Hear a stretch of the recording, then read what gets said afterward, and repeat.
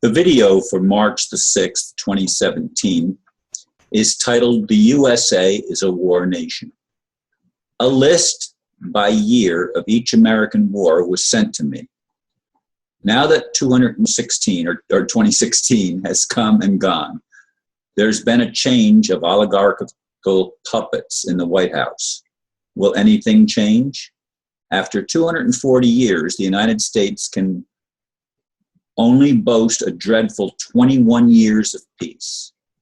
The following 4 facts were listed, and they're still valid in 2017. Number 1, pick any year since 1776, and there is about a 91% chance that America was involved in some war during that calendar year. Number 2, no U.S. president truly qualifies as a peacetime president. Instead, all U.S. presidents can technically be considered war presidents. Number 3, the U.S. has never gone a decade without war. Number 4, the only time the U.S. went 5 years without war, 1935 to 1940, was during the isolationist period of the Great Depression. To the 0.1% elites, war is just another business, and wars will continue to rage on for as long as there is money to be made from them. This points out an obvious fact, that the most profitable business that's ever been invented is war.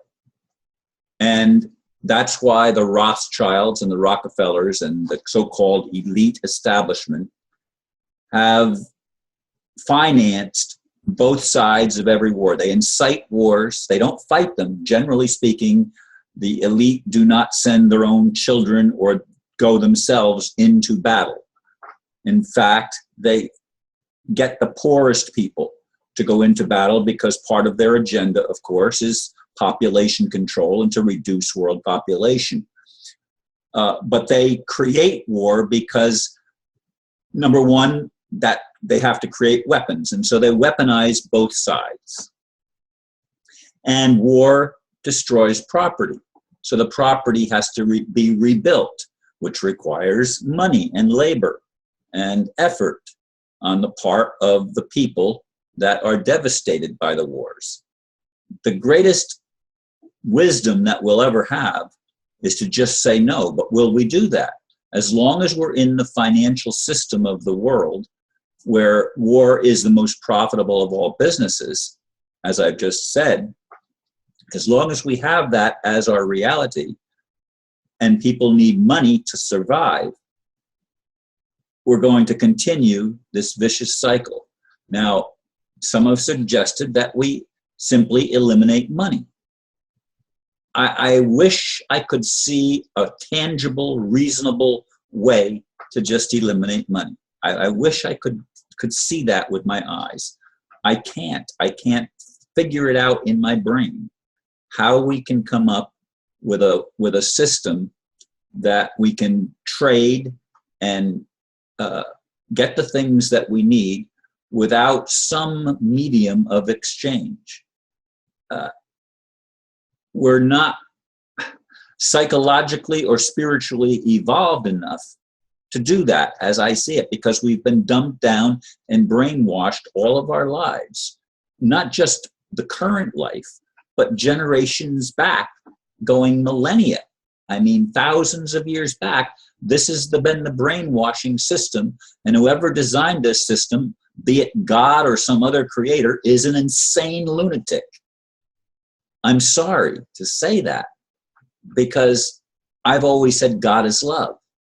But why would a loving God even allow, let alone create, such a monstrosity as the beast that thrives by waging war, by killing, by maiming, by raping, by sodomizing, by brutalizing the population?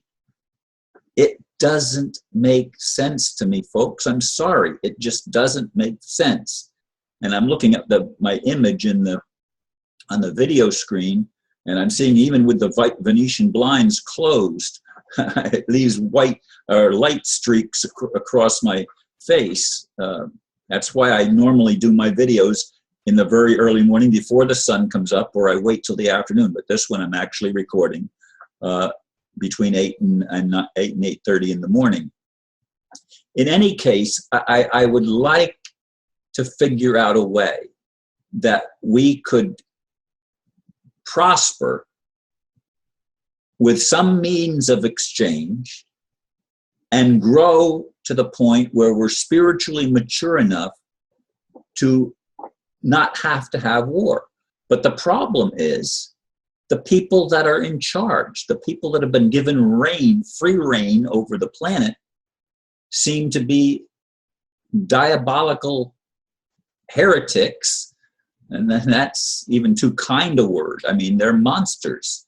They have no conscience. They are devoid of common sense even, unless their common sense is sense, C-E-N-T-S, but they really make it dollars and they make it about money.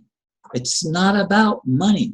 We're not going to live in a world of peace until we stop this insanity of allowing our planet to be run by people who do not have the moral equivalence of kindness, of peacefulness, of lovingness, of loving kindness.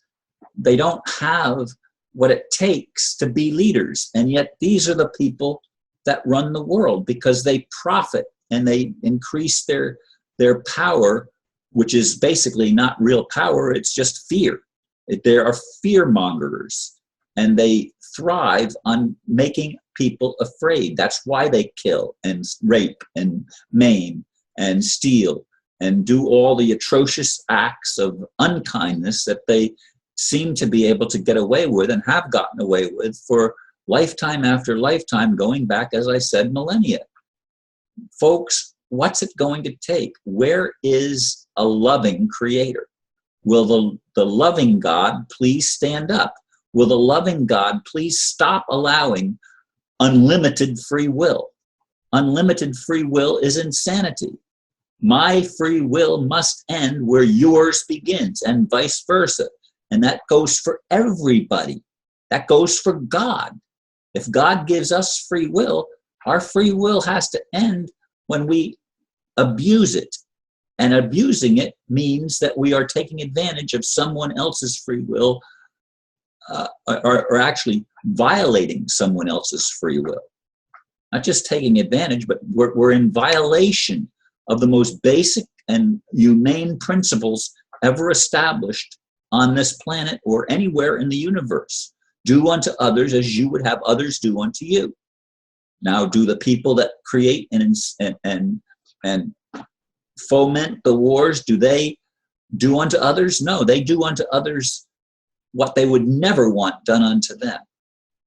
I mean, unless they're sadistic people, unless they're totally insane, and they must be totally insane because they've kept this game going on for such a long time.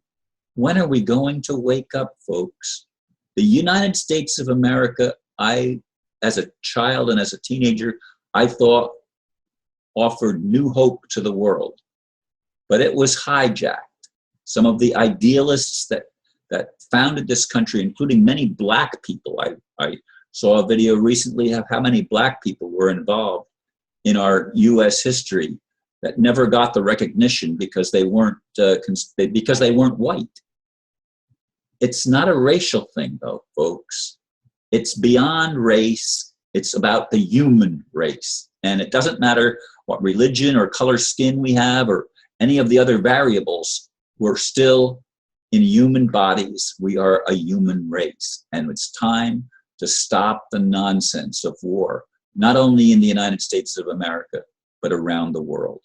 I thank you very much for listening, and please consider the things that I'm saying and pray that we find a solution that will help get us out of this never-ending cycle of doom and gloom through the war machine.